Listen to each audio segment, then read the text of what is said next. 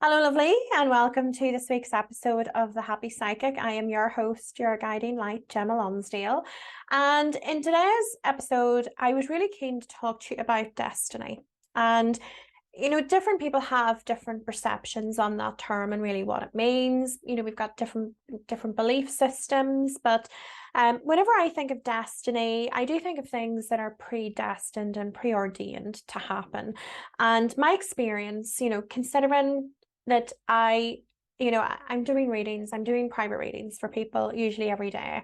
And I couldn't even begin to imagine how many readings I have done at this stage, but it would be in the thousands, I would expect. I would expect that it has reached the 1,000 mark rather than the hundreds. In fact, I know that it has. I know that it is in the thousands, even if it's just been one message rather than, a whole 30-minute session or 1 hour session. But through all the little individual messages and the, private sessions I have with people in the coaching sessions, destiny really comes up a lot. And there's I watched something on YouTube actually this morning that sort of prompted this thought around destiny and the fact that, some people do believe that everything is preordained, everything is predestined, and nothing happens without God say so. And I have somebody with me today in spirit. Now, I usually am with my female guide, Nanny, as I like to call her, because she was my nanny. She was my grandmother. So she's actually said that there's a gentleman in spirit that wants to come forward and actually discuss this with us in a little bit more detail. Now, this isn't somebody that I've met before, but she's telling me that the connection itself isn't important, but she said that he's an expert in this area, so he's just really stepping forward on this side of me, and I'm hearing him and seeing him, and he looks like a very he's reminding me of a doctor, like a general practitioner, medical doctor. And I'm seeing him step forward and he's looking quite serious and has these glasses and he's looking over the tops of these glasses. But he's brought a lot of like documents and research with him. So I can see that he's got quite a lot of things with him. But he wants to really discuss with us about well, let's just see what he wants to bring through. Now, he is saying that there's a bit of a misconception here when it comes to destiny. And he has said that not every little thing, every single thing on our path isn't, not everything is predestined. There are certain aspects of both our lives, the lives of other individuals and world events that are predestined. This is really interesting how he's showing me this. So he said about the big events, first of all. So whenever we think of the second coming, end times, war, things like that, they're like the big overarching things. It's like the main events really on a global scale are at the top. And then he said the other elements of that are all cascading down in. So it's almost as though, how do I describe this? I don't even know what sort of chart it is that he's showing me, but I'm saying, if you can imagine a whiteboard, I'm looking at a dry white marker board, and these big events are at the top, and then there's a line going from those into the next level down, and then into the next level down, and eventually at the very bottom, I'm seeing all of us individual people. So it's almost as though whenever we incarnate, our incarnation has to fit in with these overarching goals in some respect. So for example, if we take into consideration, can I give this example? Yeah. So if we take, for example, war, war is obviously something that I've talked about quite a lot. If you follow my YouTube channel, if you follow my TikTok, I've given quite a lot of prophetic messages and predictions around the war in Ukraine and Russia and where it's sort of spilling out to next and what we can expect from that. And if we take war, for example, now one of the things with war is that casualties are inevitable.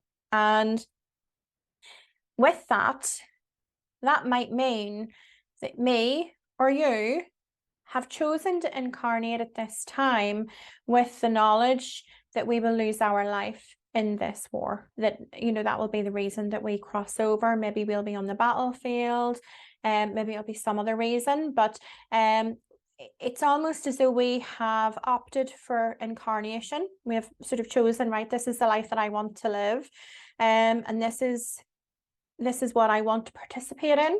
And it's almost like we choose it before we come. And he has said that the majority of cases are like this, but there will be others that will come with, he's just said a blank piece of paper. And I'll just explain to you why they're showing me the blank piece of paper. Whenever I am doing an individual reading or coaching session and something is connected to our life contract, I literally see my guide or the person in spirit that I'm speaking to going through a paper contract looking for the information. That's how they show me the information, and that's how I know that they're looking at somebody's life contract. Now, a life contract or a soul agreement, for example, is relevant to us whenever we're coming into this incarnation. It's usually something that is planned out and that we participate in the planning of, and it will actually pinpoint any of these destined moments or destined things that are set to happen to us whenever we come in to this earth. But most of us have one, and some are longer than others. So that would mean that maybe there are a lot more events that we have committed to before we have come into this world. Some go over multiple pages, he's saying. Some are shorter, but some come with a blank piece of paper, which means that they have just said, look, let's just go for it. We'll pick some parents, we'll be born into this world, and let's just see where the journey takes us. So they're sort of coming in with nothing necessarily destined on their path.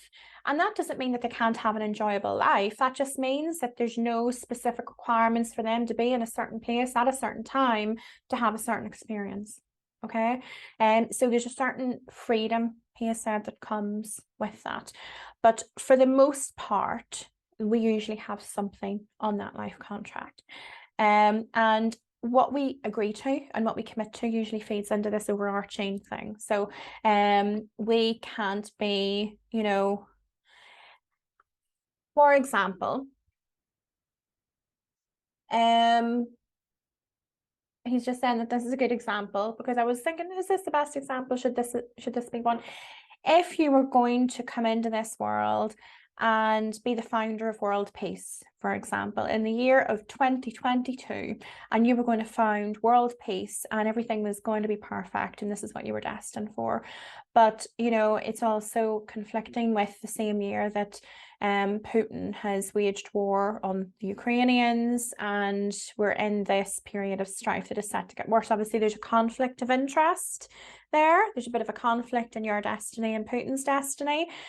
So he said that they can't have this occur. So anything that is predetermined needs to be sort of overseen. And he said senior leadership, and he's sort of taken me up the ranks. So everything is overseen at a very, very senior level to ensure that there's no conflicts, especially when there's a significant occurring, such as a war. So that is important to acknowledge.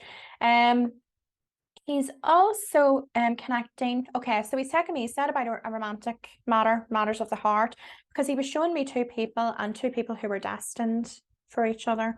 So if it is a destined connection. Now, he is making a point here that often does go unnoticed. Whenever we talk about meeting somebody and it being destined, we think like, wow, this is amazing. This is the best connection I've ever had. This is my person. This is set to be forever. And he said that's not always accurate. So a destined connection means that it is preordained, but that might be a terrible connection. Just because it's destined doesn't mean that this is, going to be it for you forever, and that you're going to be, it doesn't mean happily ever after. So whenever a connection is destined, it just means that there's pre-agreement in place in order for you to come together. And as he's rightly saying, it could mean that, you're in an abusive connection, or you've experienced abuse at the hands of this person, but you might have come into that knowing that that would occur, that there was a strong chance that it would occur. But you've chosen it because of the lessons that you had to learn that would help teach you about, self-love, self-worth, self-defense, whatever it might be. But also, he has said that there's usually multiple lessons. It's not usually just the one lesson. There are usually multiple lessons about communication and whatnot.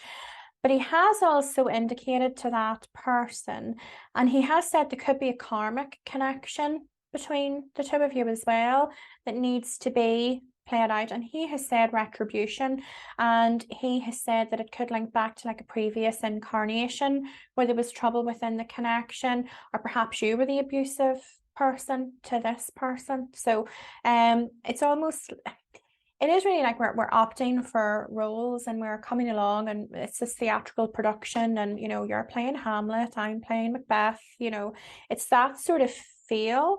And we're coming with a part to play, with a role to play. Now the interesting thing he's actually said here is that destiny can't be enforced upon a person. He said that it can't be enforced upon a person. So you could come here, but okay, so he has said it's a very rare occurrence. So you could come here, if we think of like a twin flame connection or a destined connection in that respect, you could come here and you could decide against it and decide, no, I'm disconnecting from that person and walking away. But he said that it would cause significant hardship in order for you to do so. It's not an easy disconnect to make whenever something is destined. It's predetermined. Your soul is going to be very drawn to it for a start. So on a soul level, it might mean that it causes obsessive thoughts and things like that, or causes other, you know, obsessions that are connected to this in some way. But he has said that there are rare occurrences where people do sort of rewrite almost this element of their contract and try and walk away from destiny. But he has said it's not a common occurrence, and he has said spirit can't force it upon a person. So if you are very, very determined to move away from destiny and to change the direction, you know, it can happen and you can change your path, but it's not very common, he has said. And what he has said is that spirit can coerce. He has used the term coerce, and he has said that they will coerce the person to, you know, to guide you in the right direction. And he is showing me just somebody coming up behind you gently and like maneuvering you down a certain path. And he says that that's usually whenever they have strict instructions to ensure that you adhere to your contract. So this is where they navigate you down a specific path. And whenever I'm in a private reading actually with somebody, this is where I'm talking about people being on a short leash. So if, you know, spirit have you on a short leash, you think of a dog leash. If you're out walking a dog and you have one of those leashes that, you know, is stretchy, and you can decide if you let it long and the dog can roam free and, you know, pee on the flowers and sniff the other dog's butt, things like that. Or if you want it to stay close by you because it's, you know, there's a really, really big dog that's being a bit vicious and barking, or, you know, or there's a small child, whatever it might be, you would keep it then on a short leash because you want to keep it beside you. You want to keep it going down a specific path. You want to restrict the direction that it goes, so you have it on a short leash. And I see the exact same with spirit, and it's one of the ways that they symbolically bring through to me whenever somebody is on a destined path. And spirit will have you on a short leash whenever you're on a destined path to try and ensure that you go down that specific road. And that might be restricting options for you.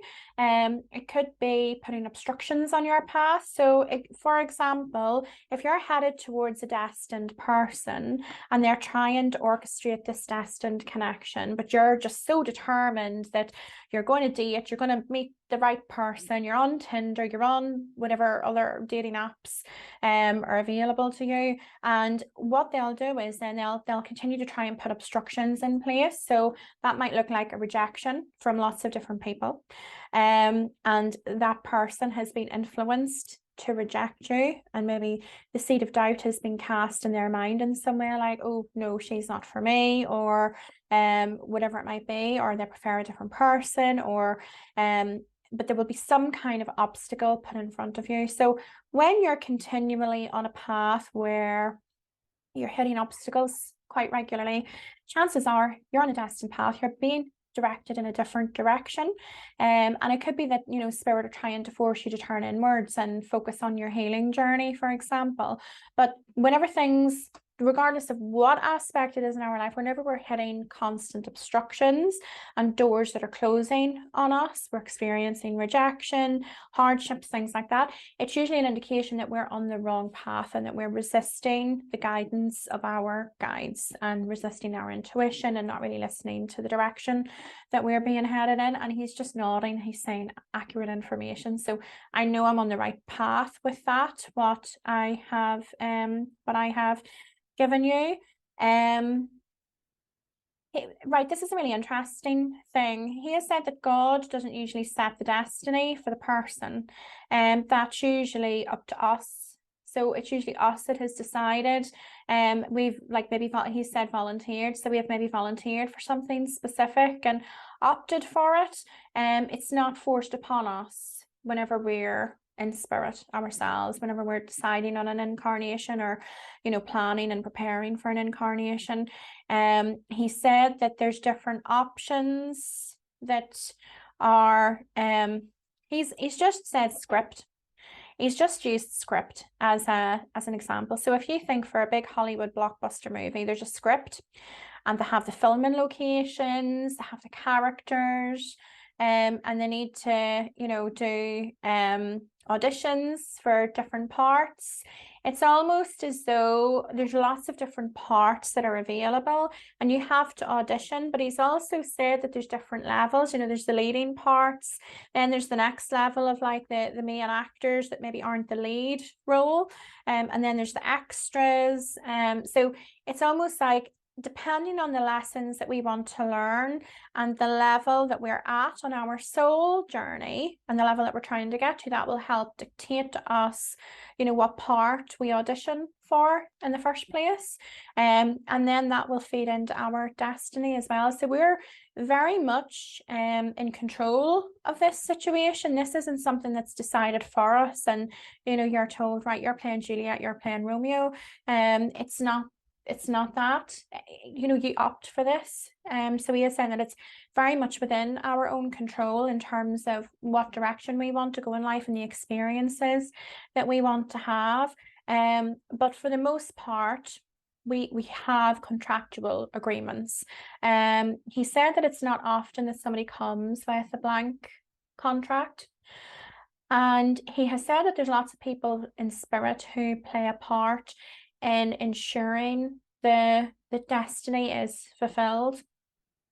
And this is an interesting thing. So he said about your loved ones in spirit. So you would have, whether you've got a connection that's very, very close to you who has crossed over into the spirit world, or it's somebody like a great grandparent, somebody that you didn't really meet on this earth plane and you didn't really get to know, you didn't have a strong connection with them, but they were still a blood relation, or it was a spirit guide, somebody from a past incarnation, people, from 5 generations ago that have a vested interest in you, whatever it might be.